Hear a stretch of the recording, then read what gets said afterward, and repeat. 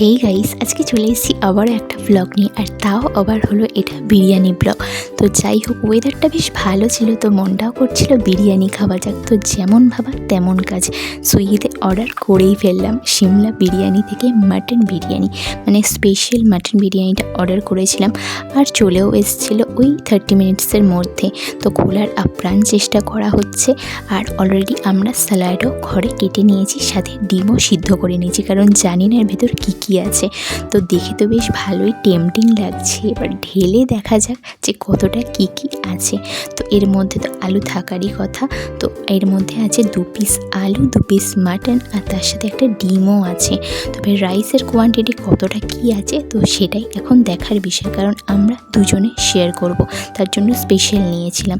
তো রাইসটা ঢেলে দেখা গেল যে অনেকটাই রাইস কম। যারা একা খাবে বা মানে ভালো খাও বিরিয়ানি, তাদের একার জন্য এটা এনাফ।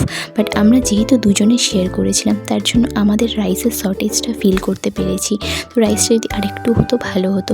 আর তার সাথে এরকম নাল্লির পিসও ছিল। মাটনটা খুবই সুন্দর, বাট খেতে কেন জানি না বিরিয়ানিটা একটু মিষ্টি মিষ্টি বেশি লাগছিল। জানি না, ফার্স্ট টাইম ট্রাই করেছি সিমলা বিরিয়ানি, কোনো আইডিয়াই ছিল না। তোমরা যারা খেয়েছো তোমরা চাইলে জানাতে পারো যে আদৌ বিরিয়ানিটা এরকম কি মিষ্টি মিষ্টি হয়, নাকি এটা ভুল করে হয়ে গেছে বা সামথিং ওয়েন্ট রং, জানি না। তো যাই হোক, রাইসটাও কিন্তু খুব সুন্দর ছিল। তো হোয়াট এভার, ভালো লাগে একটা লাইক করে দিই।